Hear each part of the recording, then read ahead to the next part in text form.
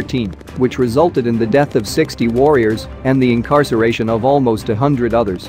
As a result of that unwarranted move by the Malaysians, the Sultanate reiterated its rightful claim and sovereignty over Sabah, which it has since ceded to the Philippine government in the 60s. That assertion merited a terse issuance from the Malaysian Foreign Ministry last July 29 stating, "This is an irresponsible statement that affects bilateral ties." The Malaysian Minister of Foreign Affairs, Hishamuddin Hussein, will summon the Philippines ambassador on Monday to explain. Sabah is, and will always be, part of Malaysia. To that statement, Secretary Locsin immediately tweeted the day after stating in no uncertain terms that we have and continue to assert our rights in the Spratlys, West Philippine Sea. I am doing that with regard Sabah. There have been repeated attempts to sell that claim, but no Philippine president has succumbed. He has also summoned the Malaysian ambassador next Monday, Friday being a holiday, to explain.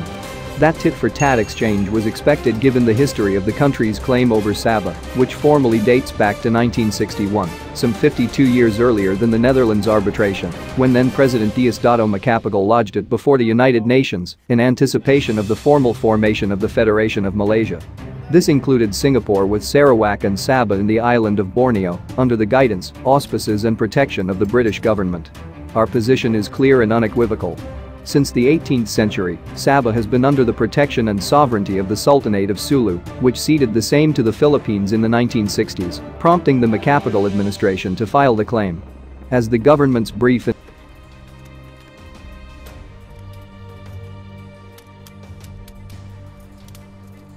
But no matter.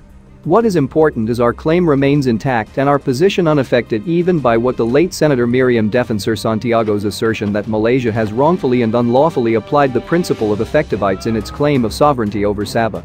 This is precisely what we have been saying since the 60s, when we managed to exact from no less than then Prime Minister Tunku Abdul Rahman, the first Prime Minister of the Federation of Malaysia, a statement wherein he mentioned that in 1878, the British North Borneo Company, BNBC, only had a pajak agreement with the Sultan of Sulu over Sabah. Pajak, in the Malay dictionary, is defined as power to do something by paying rent to the government, a lease of contracts, power of rights that allow others to use or occupy a land, building, etc. of others in a certain period of time.